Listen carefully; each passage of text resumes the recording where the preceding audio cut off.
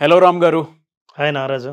జీవితంలో అంటే మనం చాలా హోప్స్ పెట్టుకొని వెళ్ళేటప్పుడు తెలియకుండా ఒక సడన్ బ్రేక్ వచ్చి మనం ఇంకా ఏం చేయలేమనేటువంటి నిరాశ, నిస్పృహలోకి వెళ్ళిపోతూ ఉంటాము.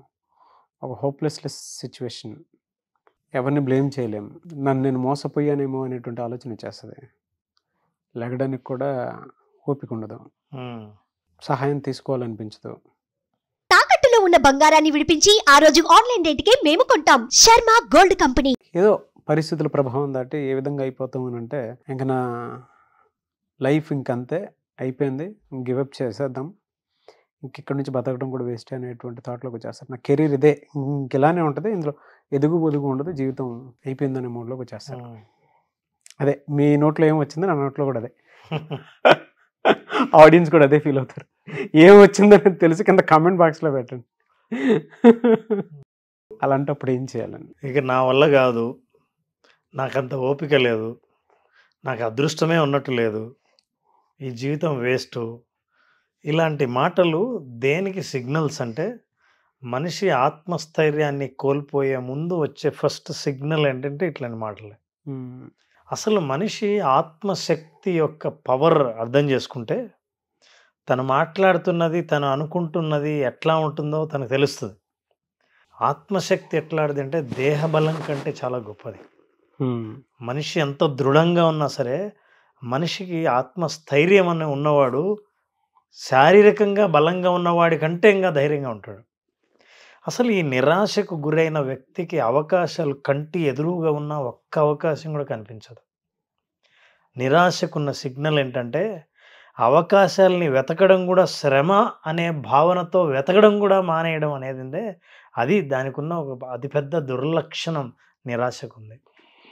నిరాశ కోల్పోతే, నిరాశ మేఘాలు పక్కకి జరిగితే ఆశ ద్వారా పుట్టే శక్తి అది అద్భుతమైన శక్తిని ఇవ్వడమే కాకుండా అవకాశాల కోసం వెతకడం ఒక అద్భుతమైన అదృష్టంగా కూడా భావించే అవకాశం ఉంది.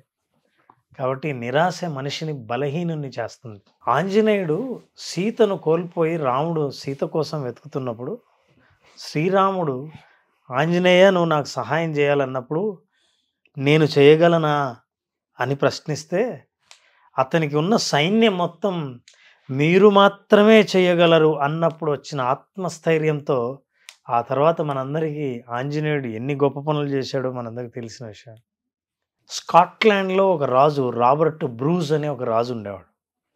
ఆ రాజు యుద్ధానికి వెళ్ళి యుద్ధంలో శత్రువు చేతిలో ఓడిపోయి సైన్యం ఎక్కడి వాళ్ళు అక్కడ చెదిరిపోతే ఇతను తన తలదాచుకోవడానికి ఒక గుహలోకి వెళ్ళిపోతాడు. 6 సార్లు యుద్ధం దండయాత్ర చేస్తే 6 సార్లు యుద్ధాన్ని కోల్పోయి యుద్ధంలో ఓడిపోయి ఇక ఏం చేయాలా, లొంగిపోదాము, ఇక నేను యుద్ధాన్ని గెలవలేనని నిరాశలో ఉన్నప్పుడు ఒక గుహలోకి వెళ్తే ఆ గుహలో వర్షం పడుతుండగా అలాగే దాక్కుని చూస్తుంటే అప్పుడు అతనికి ఒక సాలీడు కనపడింది. సాలీడు గూడు అల్లుతూ ట్రై చేస్తుంది. అల్లుతూ ఉన్న ప్రతిసారి అది జారి ఆ గోడ మీద నుంచి జారి కింద పడ్డం, మళ్ళీ పైకి లేచి ఒక దారం అల్లటం, అలా దారం అల్లుతూ ఉంది. ఇది ఏంటోలే అని అనుకున్నాడు.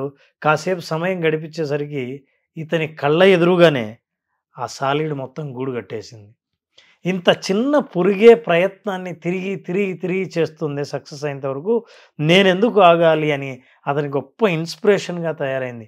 ఈరోజు కూడా ప్రపంచవ్యాప్తంగా 600 సంవత్సరాల తర్వాత కూడా Robert Bruce king and spider అనేది పెద్ద ఇన్స్పిరేషన్ స్టోరీ. ఒక సాలెపురుగు నుంచి నిరాశ పడకుండా మనిషి ఎట్లా భవిష్యత్తు మీద మనం హోప్ కలిగి ఉండాలి అనడానికి ఆయన పెద్ద ఎగ్జాంపుల్. మనిషికి ఎప్పుడైతే నిరాశను మనం కోల్పోతామో మనం ఏం చేయాలన్న యాక్షన్ ప్లాన్ మీద ఫోకస్ చేస్తాడు.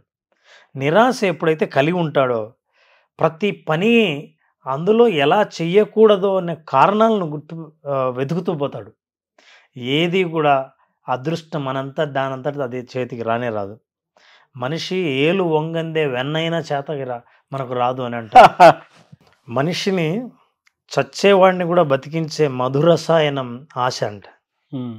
నిట్ట నిలువుగా చీల్చే మారణాయుధం నిరాశ. మనిషి నిరాశ పడితే దాదాపు చచ్చిపోయినట్టే లెక్క. అసలు ఎవడైనా ఎదగాలనుకున్న వాడికి ఎదగాలనుకున్న ప్రతి వాడికి ఎదురీత తప్పదు. అసలు అట్లా ఎదుగుతున్న వాడికి ఎదురయ్యే ఎదురీతే ఒక కసిగా కాటేస్తేనే ఆ కాటు నుంచే మనిషి పట్టుదల పెరుగుతుంది. అట్లాంటి పట్టుదల మనం పెంచుకుంటే తప్ప నిరాశ నుంచి బయటపడలేము. సో నాగరాజు, అగాధమగు జలనిధిలో ఆనిముత్యం ఉన్నట్లే శోకాల మరుగున దాగి సుఖం ఉన్నది లేని, ఏది తనంతట తాను తన దరికి చేరదు, శోధించి సాధించాలి అదే ధీరగుణం అని అంటాడు మహాకవి శ్రీశ్రీ. కల కానిది విలువైనది జీవితం అని స్పష్టంగా చెప్పిన ఈ పాటలో నిరాశ నుంచి ఎట్లా దూరం అవ్వచ్చో మనకు తెలుస్తుంది. మనిషి ఇట్లా నిరాశకు గురైనప్పుడు, తానే మోసపోయానని అనిపించినప్పుడు, భవిష్యత్తులో ఏ వెలుగు కనిపించినప్పుడు మనిషి మొట్టమొదటి చేయాల్సిన పని ఏంటంటే ఒకసారి ప్రశాంతంగా కూర్చొని నేను నిరాశకు గురవుతున్నాను అన్న విషయాన్ని ఫస్ట్ యాక్సెప్ట్ చేయాలి. నిజానికి అప్పుడు యాక్సెప్టెన్స్ ఏమి ఉండదు, అన్నిటినీ వ్యతిరేకిస్తుంటాం. ఇది జరగకుండా ఉండాల్సింది, అది అలా అవ్వకుండా ఉండాల్సింది, నేనేం అట్లా ఏం ఫీల్ అవ్వట్లేదే అని అన్న బయటికి మాత్రం మనం ఎక్స్ప్రెస్ చేయం. కానీ you have to first accept, నేను నిరాశకు గురవుతున్నాను, నాకు ఆశ లేదు, అవకాశాలను వెతకాలన్న ఇంట్రెస్ట్ లేదు అనే విషయం నువ్వు ఫస్ట్ అక్నాలెడ్జ్ చేయాలి. ఓకే. సెకండ్ థింగ్, మీరు ఎప్పుడైతే రిలాక్స్ అయ్యారో ఇప్పుడు వస్తువులన్నీ ఉన్నట్టు కనిపించడం మొదలు పెడతాయి. లేకపోతే అవకాశాలన్నీ కూడా మొత్తం మబ్బుతో మూసుకుపోయి ఉంటాయి. ఎప్పుడైతే ఉన్నట్టు కనిపిస్తాయో ఒక్కొక్క గడ్డిపోచను తీసి మోకుగా తాడు అయితే అట్లా తయారు చేస్తామో, ఒక్కొక్క అవకాశాన్ని కూడా వదలకుండా అన్నిటినీ ప్రయత్నిస్తూ ముందుకెళ్ళాలి తప్ప, ప్రయత్నం ఎప్పుడు ఆపావో అదే మరణం అవుతుంది తప్ప ప్రత్యేకంగా మనిషి చచ్చిపోవాల్సిన అవసరం లేదు. ఏ ప్రయత్నం చేయకుండా నిరాశతో బతికే మనిషిని జీవోత్సవంగా ఉంటాడు తప్ప, జీవించి ఆశతో ఉన్న మనిషికి ఉన్నంత శక్తి అతనికి ఉండదు. కాబట్టి మనిషి ఆశ కోల్పోయినప్పుడు, నిరాశ ఉన్నప్పుడు, అవకాశాలు లేవని అనుకున్నప్పుడు you have to acknowledge yourself. Every small ఆపర్చునిటీని గుర్తించడం ఒకటి, ప్రయత్నం ప్రతిరోజు పేపర్ తీసుకొని నాకున్న అవకాశాలు ఏంటి, నేను చేసిన ప్రయత్నం ఏంటి. నిజానికి నువ్వు అవకాశాలు ఒక 5 ఉన్నాయని రాసినప్పుడు ఏం ప్రయత్నం చేశావంటే వాటి పక్కన కారణాలు కనిపిస్తాయి తప్ప ప్రయత్నాలు కనిపించవు. మీరు ప్రయత్నాలతో నింపండి. మీరు ఇలా నింపుతూ పోతుంటే, చేస్తూ వెళ్తుంటే, ఆశతో ముందుకెళ్తుంటే ఖచ్చితంగా ఎందుకో భవిష్యత్తులో ఒక సుందరమైన దృశ్యం కనిపిస్తుంది. మీ భవిష్యత్తు మీకు స్పష్టంగా కనిపిస్తుంది. అలా ముందుకెళ్ళిన వాళ్ళు నిరాశకి ఏమాత్రం బలిగారు.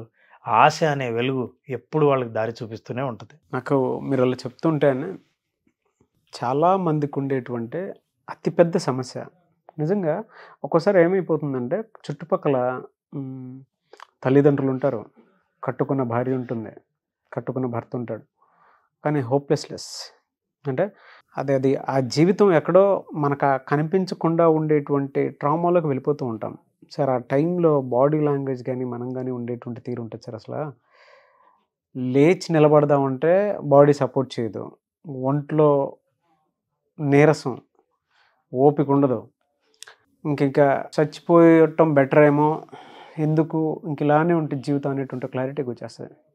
బట్ ఈ వీడియో ఒకసారి చూసిన తర్వాత జస్ట్ ఎవరికైనా సరే రిలాక్స్గా ఇలా ఒక చోట కూర్చొని డెఫినెట్గా వాళ్ళకి అనిపిస్తుంది అవకాశాలు ఏమేమి ఉన్నాయి మన కంటి ముందు ఆలోచిస్తే. ఎదగాలనేటువంటి ఆలోచన, కోరిక కనుకుంటే ఒక్క అవకాశాన్ని ఇలా పిక్ చేసి ముందుకు వెళ్ళిపోవచ్చు. ఎప్పుడూ కూడా సమస్యలో నుంచి చూడకూడదు, అవకాశంగా చూసి ముందుకెళ్తేనే దాని వాల్యూ తెలుస్తూ ఉంటుంది. మీరు చెప్తుంటే ఒక గైడ్, కోచ్, మెంటర్ పక్కన కూర్చొని చెప్తున్నట్లేదు సార్. ఒక ఫ్రెండ్ పక్కన కూర్చొని భుజం మీద చేసుకొని మాట్లాడుతున్నట్టుంది. అంటే అంత డెప్త్ విషయాలు చెప్పారు మీరు. Very happy for you sir. So ఎదురు దెబ్బ లేకుండా ఎదగాలని అనుకోవడం ఉందే, అది ఎట్లుంటుందంటే సంసార సాగరంలో స్టీమర్ మీద వెళ్దామని అనుకున్నట్టు ఉంటుంది. ఈదాల్సిందే. అవును. సో అట్లాంటి అవకాశాలని మనం యాక్చువల్గా విజువలైజేషన్లో కూడా చెప్తున్నారు. ఏదైనా సమస్యలో మీరు ఇరుక్కున్నప్పుడు సమస్య సాల్వ్ అయితే, సొల్యూషన్ కనిపిస్తే, ఆ సొల్యూషన్ ద్వారా నీకు అద్భుతమైన ఆశ కల్పిస్తే, అప్పుడు జీవితం ఎంత అద్భుతంగా ఉండాలని నువ్వు కోరుకుంటున్నావో ఆ జీవితం ఎలా ఉంటుందో దాన్ని రాయాలి. నా జీవితం ఎలా ఉంటుందంటే, నేను ఇలా పొద్దున్నే చక్కగా డ్రెస్ చేసుకొని, స్నానం చేసి డ్రెస్ చేసి, నా వెహికల్‌లో నేను వెళ్ళాల్సిన చోటికి బయలుదేరుతూ ఉంటే, కారులో పాటలు పెట్టుకొని వింటుంటే ఆ లైఫ్ ఎలా ఉంటుంది అన్నది నువ్వు డిస్క్రైబ్ చేయాలి. డిస్క్రైబ్ చేసిందాన్ని విజువలైజ్ చేయాలి.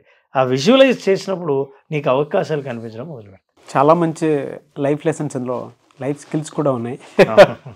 ప్రతి ఒక్కరూ ఫేస్ చేసేటువంటి ప్రాబ్లమ్ని అలా చిటికలో బయటపడేలా చేశారన్న. Very happy for you sir.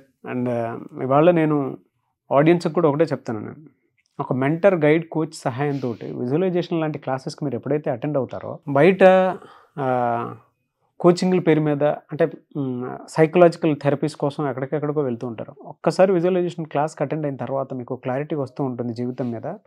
ఎందుకంటే మీకు ఏమీ దిక్కుతోచని స్థితిలో ఉన్నప్పుడు, ఒక ఆన్సర్ కావాలి అనుకున్నప్పుడు ఈ వీడియో చాలామందికి ఉపయోగపడుతుంది. మీరు ప్రతి ఒక్కరికి షేర్ చేయండి. ఒక్కసారి విజువలైజేషన్ క్లాస్ అటెండ్ అయ్యి చూద్దాము అని ఒక క్లారిటీకి రండి. డెఫినెట్గా మీకు చాలా క్వశ్చన్స్కి ఆన్సర్ అయితే దొరుకుతాయి. అంత గొప్ప నాలెడ్జ్ ఉన్నటువంటి, అంటే స్టేబుల్ మెంటాలిటీని క్రియేట్ చేసేటువంటి ఒకే ఒక్క కోర్సు విజువలైజేషన్ అని. Thank you sir, thank you so much Ram గారు. సో మళ్ళీ క్లాస్ ఎప్పుడు ఉండే అవకాశం ఉంటుంది? అలాగే February 28న క్లాస్ స్టార్ట్ చేస్తున్నాం. Visualisation 5 days basic session. Every month attend అయిన వాళ్ళే అటెండ్ అవుతున్నారు. బేసిక్ కోర్స్ మళ్ళీ కావాలంటున్నారు. సో తప్పనిసరిగా February 28న స్టార్ట్ చేస్తున్నాం. ఎవరైనా ఇంట్రెస్ట్ ఉన్న వాళ్ళు ఈ 5 రోజుల సెషన్ అటెండ్ అయ్యి దానికి కావాల్సిన సంపూర్ణ ప్రయోజనాన్ని పొందవచ్చు. డెఫినెట్గా. సో February 28న అయితే విజువలైజేషన్ బేసిక్ క్లాస్ ఉంటుంది. ఆల్రెడీ చాలామంది అటెండ్ అయినటువంటి వాళ్ళకి తెలుసు. అండ్ మీరు విజువలైజేషన్ ఫీడ్బ్యాక్ వీడియోస్ చూసినా కూడా మీకు డెఫినెట్గా ఒక క్లారిటీ ఉంటుంది.